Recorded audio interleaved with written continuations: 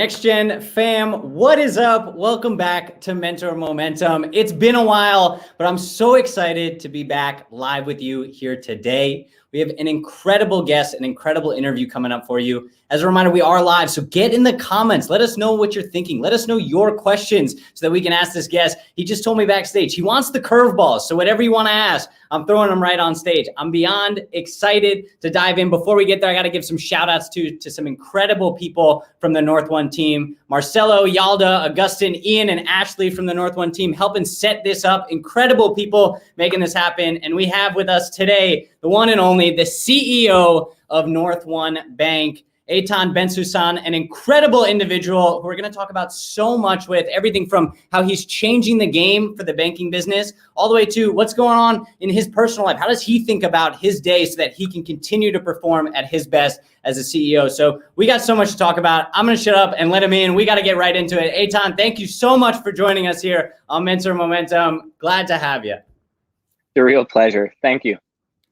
And I'm beyond excited to dive in. And I want to go back to the beginning of NorthOne for the people who might not know what you guys are building. And I know you get this question a lot, which is, hey, why, build a startup in the banking industry? We've heard you talk about it, but what was your rationale behind getting into this space, coming from McKinsey into here? And how did you think about getting this off the ground in the beginning? Got it. Yeah. I mean, I'm going to have to go for a bit of a deep cut. I grew up in a family of small business owners. And I saw the way that I had an awesome childhood. I was super lucky and privileged. My greatest concern was whether I was going to be catcher or outfield in Little League. Like that was, when that's your biggest concern, you got a great life. And that came to me because of the hard work of parents, grandparents who kind of built something for me out of small business. But the problem was that it's not like our family ran a small business. The small business ran our family. And I saw the way that just the cycle of like monthly closings, closing the books, reconciliation, payroll, all this kind of financial management just was a massive load that lay on the shoulders of everybody. And so the stress and the anxiety came with it. And I grew up there just seeing, I thought this was kind of how life was, but it really, as you start getting older, you realize like this is horrible. Like you have people trained as like electricians, yet they're spending all their nights as accountants. That doesn't make sense. Like I shouldn't be like that in the world. And I kind of was again fortunate. I spent about 6 years at McKinsey watching and studying and working with the rise of fintech, especially in Europe. Spent most of my time tracking what was going on in London, Paris, Tel Aviv, Berlin, which was the early 2000s, like where big fintech started. Revolut and 26. All of these like Monzo, all these big players that are like now massive banks. And what became clear was that people were saying like, let's just change the game in banking. Like, why does it have to be the way that it was, where they give you like a pen on a chain and that's what like a bank experience is. And it's it was actually the audacity of it what was so inspiring. People were saying, forget the rules. Like what matters? Let's keep money safe. Let's keep people, and that gave me almost the mental license to say, well, what if a bank played a different role in the life of a small business? What if it was more than just a place to keep your money safe? What if it actually helped build the finance department that you for sure could never afford or don't have, the training to build? And that's kind of the kernel under NorthOne, because ultimately it's not even about banking. It's not even about technology. It's about small business. And we reverse engineer these kind of tools, banking and technology, to actually just lighten the burden on small business in America and ultimately, make it less painful and less costly to run one.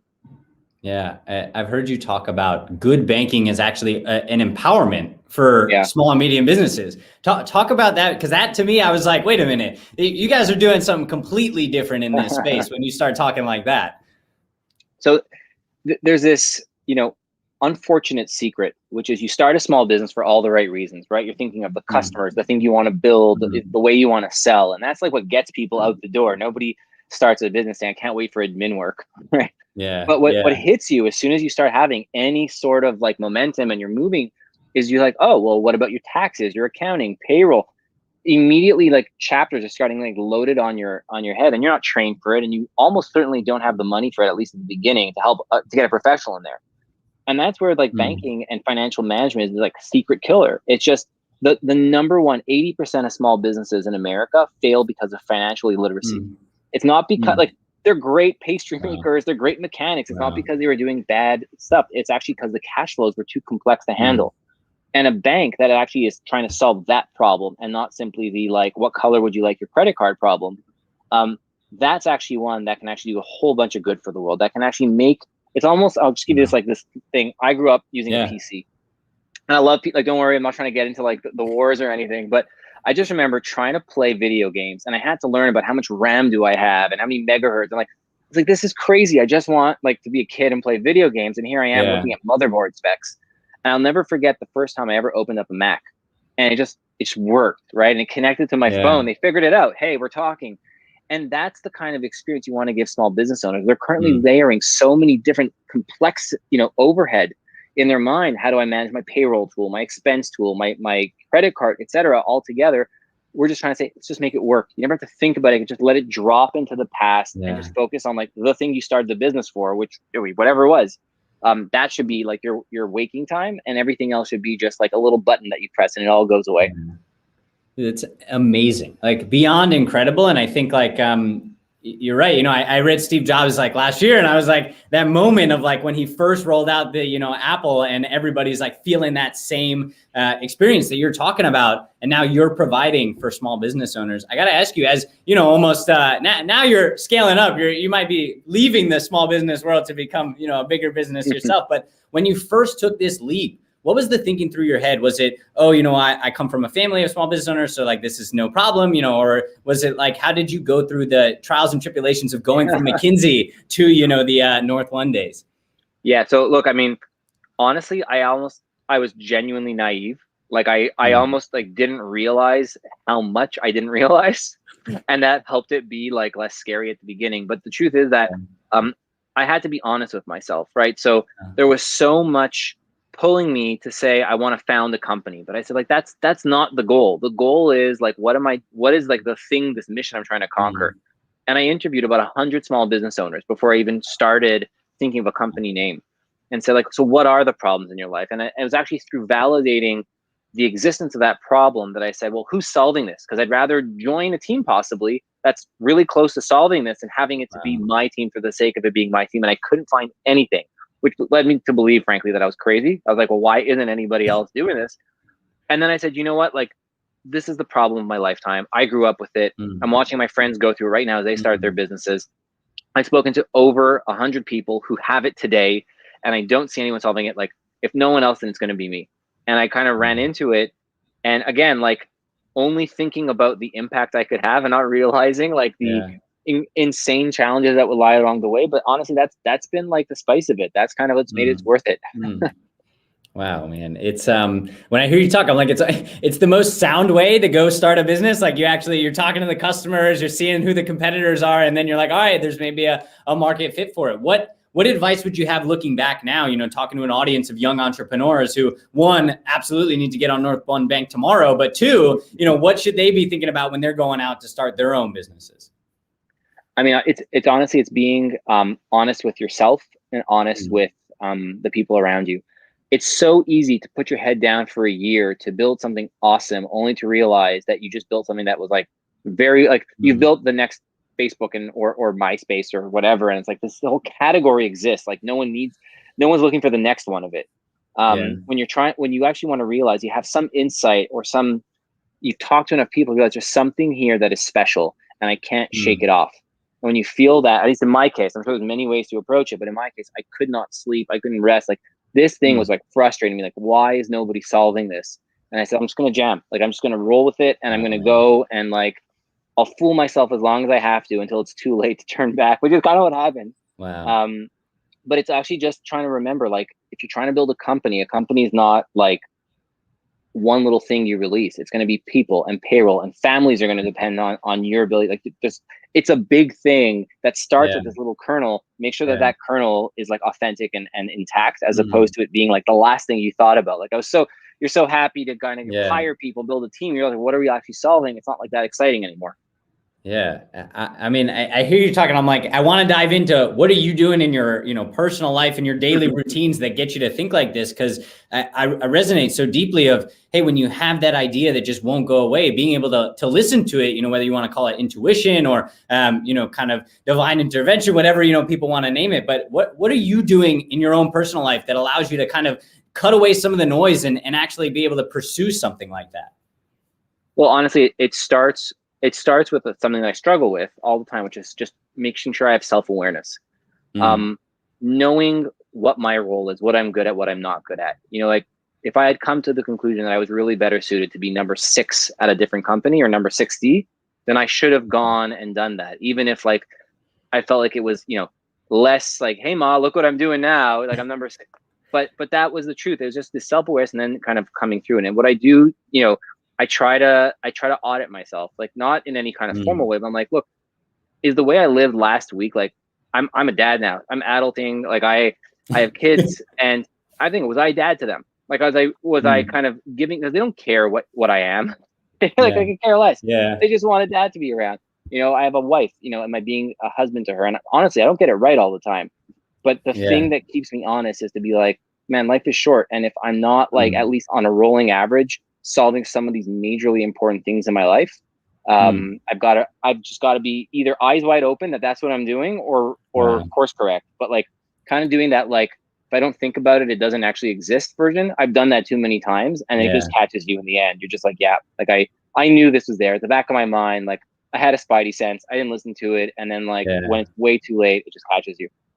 Yeah. How do you in your life navigate those different, roles that you play and making sure that you make enough time? And, obviously talking to an audience of business owners who sometimes, like you said, your business, the small business can run you, not, the reverse way. How do you kind of navigate those walls so that you can still show up in the role of a dad and the role of a husband, that you also have? Yeah.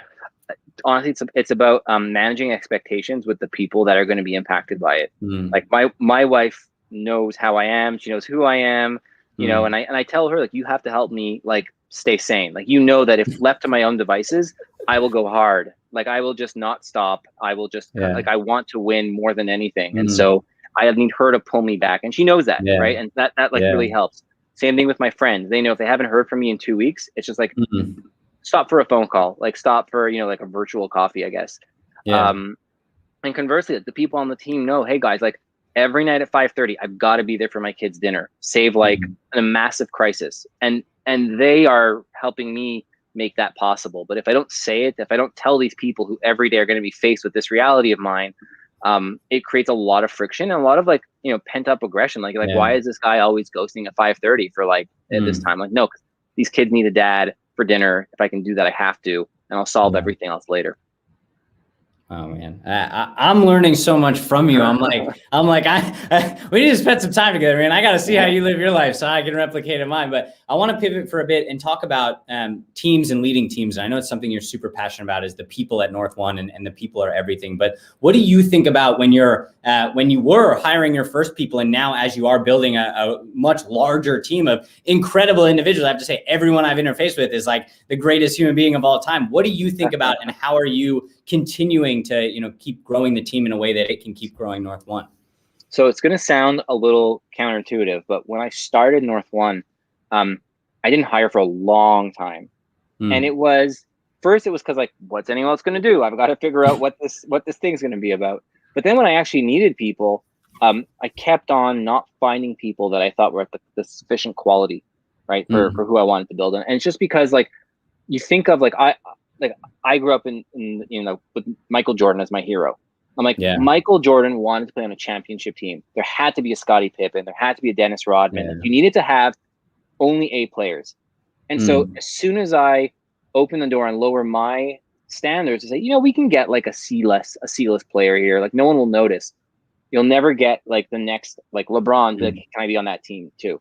And that's like, it's so, and like, you get it wrong, right? I mean, it doesn't mean you always get it right. You might hire someone thinking this is going to be this like A player, turn out not to be the case. That's fine. But it's this idea where I just said, we have to build this team with special people that like, I get intimidated when I see how smart they are. And I see how good, like in a good way, in the best way possible. Like, I hope that everybody we've hired since is better than me at a whole bunch of stuff.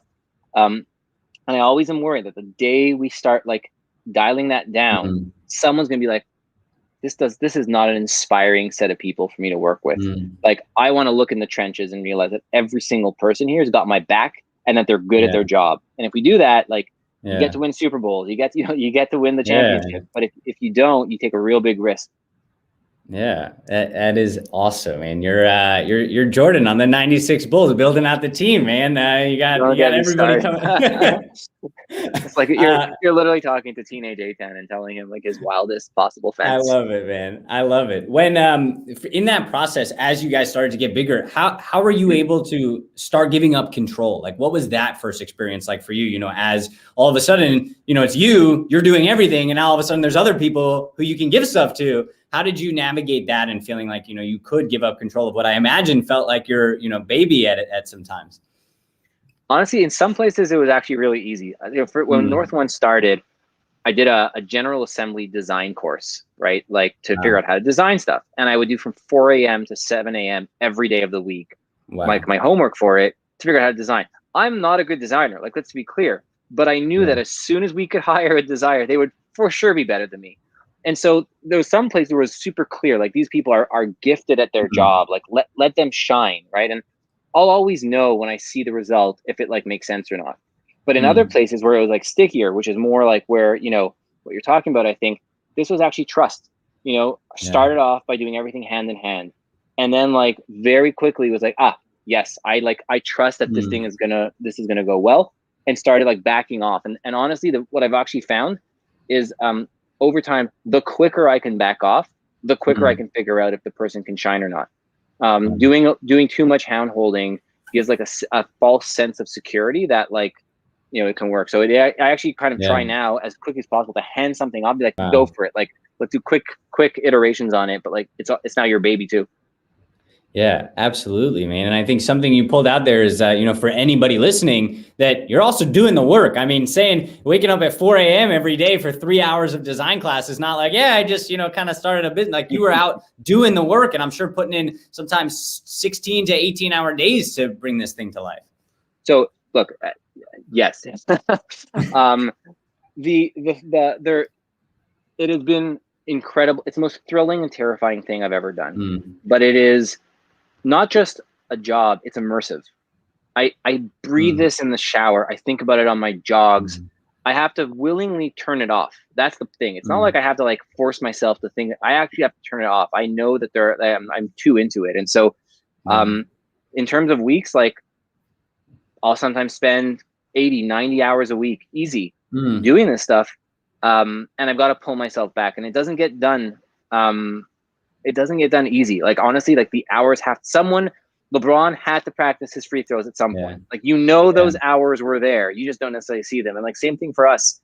And in our case, we know that like, look, when you're an early stage company, you have a limited amount of oxygen in the world to prove yourself.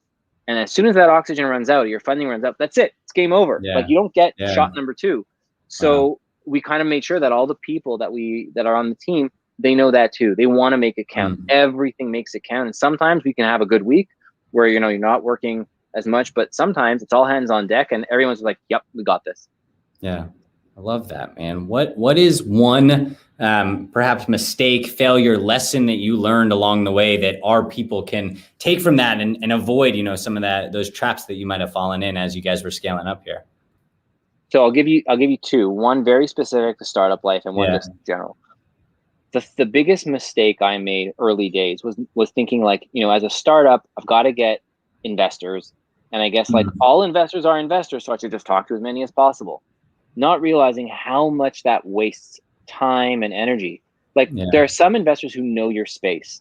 There are some investors who have like done interesting things in a previous career that would make them know what you're building. Those are the people you want to speak to. Because otherwise you're just going to people who are generalists, and like, it's kind of like a cluster bombing, right? You're like, I hope I'm going to throw darts. When I realized that you could actually be very targeted, like scalpel-like targeted with who you're choosing to help to get investing in you, the likelihood that they're going to actually be really engaged and actually possibly put some money in is so much higher. I can't tell you how many cycles of like trying to fundraise I wasted in the early days, not understanding that like, hey, this person's only ever invested in like chat apps, and here I am talking to them about banking. Like, of course they're gonna like take a coffee and then tell me no, but like, that's a coffee I should have taken with someone who's like, yeah, I worked in a bank for 30 years. Like, I know this problem cold. Like, of course I want to invest in something that like fixes this problem.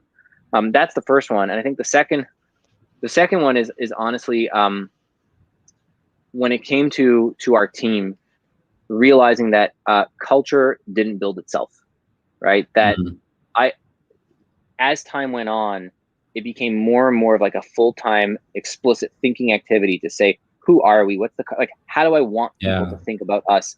And originally when you're like 15 people, 10 people, you're like, yeah, we all know how we are. Like, we like to rock out like this. Like, this is all good. But what happens when you're 30, 40, 50? You actually have to manufacture this kind of togetherness. Otherwise, it's very difficult for it to create it. And I wish that if I could have gone back early days, I would have thought even more about like, what are these values and what are the ones that are going to hold true to 100 people, 500 people? And then later on, not be afraid to erase things. Like, too often I was like, okay, well, I think we probably should have changed this months ago, but we didn't, because we were like, you know, it works. It doesn't. Just never be afraid to like break a lot of stuff too.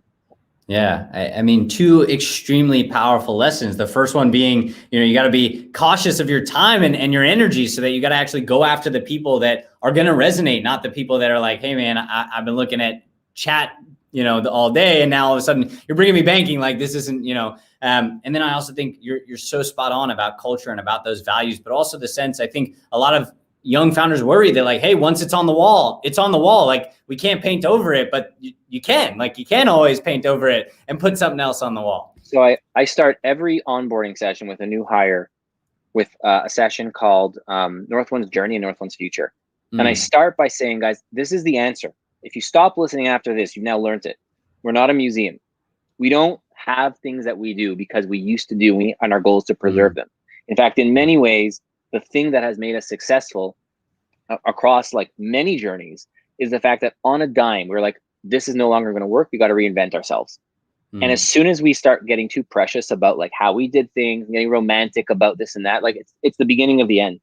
And so like, it is so valuable for us to also say like, you know what, let's just jettison. We've had this kind of a meeting for months and for years. And, you know, I think it's lived its course. Boom, off the calendar. Let's not get too like nostalgic about it. That's been really liberating. And people feel, you know, it's not just coming from me. I invite everybody, like, and we do have people who challenge, hey, I think this is a stupid meeting. Like, Eytan, this is like such a dumb waste of our time. I love that. What better source of feedback than for someone to say, I'm not gaining value. I'd rather do my job than this meeting that we're all doing once a month. Like, amazing. Wow. That is good. The challenge accepted. I'll figure out a better use of that time. I love that analogy. We're not a museum. This isn't like a place of past records, but it's a place of looking forward. In that endeavor, how are you guys, what are you thinking about with regards to the future? I know you've talked a bit about the pandemic and how that's kind of evolving businesses. What are you thinking about as we come out of this and the future of SMBs, entrepreneurship, and all of the space that you guys are touching? I think we are entering one of the golden eras of entrepreneurship in America.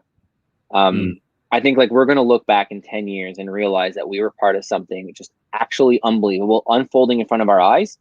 And we are going to like, we're not even really realizing it. Look at the way various parts of the world have emerged in this pandemic, which is not over, right? Obviously. What struck everybody about like the way America broke through the pandemic and it continues is actually the number of small businesses being started, the number of people realizing I've got to figure something out and do it from home and sell it online, whatever it might be. That is something super unique to a culture that celebrates entrepreneurship, you know, autonomy, you know, independence like that.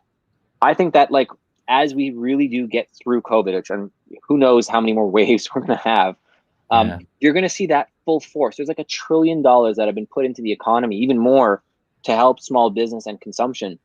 Someone's got to build those goods.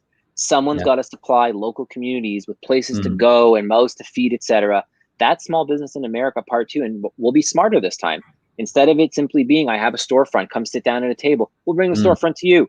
You know, we have customers who have coffee shops, and we were like, geez, at the pandemic, when they started, we like, how are they going to survive? We started seeing them spend a ton of money at Home Depot.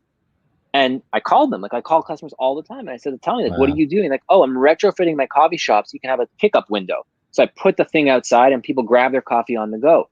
People are getting smarter. They're reinventing to be more resilient for the next one. And to me, that like when you see that day in, day in, it's hard not to get super stoked about what's coming up. Yeah, Absolutely. I mean, on the thread of saying, all right, we're not a museum, I do want to go back for one quick second. Sure. What was that experience like getting your first customer? I mean, it seems just based on who you are that you're still calling customers, still doing onboarding meetings with new employees. So I imagine from the beginning, the customer's been, and it, obviously we've talked from your childhood, it's been super important, this customer. What was it like to get that first customer on NorthOne? I'll never forget, we were all sitting in, and I just remember one of our developers saying, "Hey, like this is it. Someone opened an account." And I took a picture of that screen, and it's one of the ones that I keep like on my phone in my favorite section, because it was just, it almost sounds romantic, but there was so much emotion and so much that went into getting to like one small business owner open an account with us, years of like trials and tribulations. It just felt like seeing my dreams come true before my eyes. How many times had I like had nightmares where I could never see that moment, where something would get in our way, a torpedo explodes, and here we were. And I'll never forget. And I made sure that we sent that person a book in the mail. We sent them a book on a way to like run small business, et cetera. Just be like, hey, here's a gift. We hope that your, the health of your business will succeed as we do. And we actually have that tradition. We send regularly people books on financial management. We have a lot of content we put out, because it's not just, as I said, it's not just about banking. Like, the world doesn't need another bank account or a bank, right? The world needs people who are trying to help businesses stay healthier longer. And that's really like the magic for us. So yes, we offer all sorts of tools and products and services through, NorthOne's banking platform. But at the core of the day, if the business doesn't survive, if the person's not thriving, we aren't either. So we kind of got to think a little more broadly than simply, did we keep your money safe? Yes, of course we did. But what did we do to keep your business healthy? How can we improve that? And like, we have so much more we can do, but at least we take as many baby steps as we can in that direction on the daily.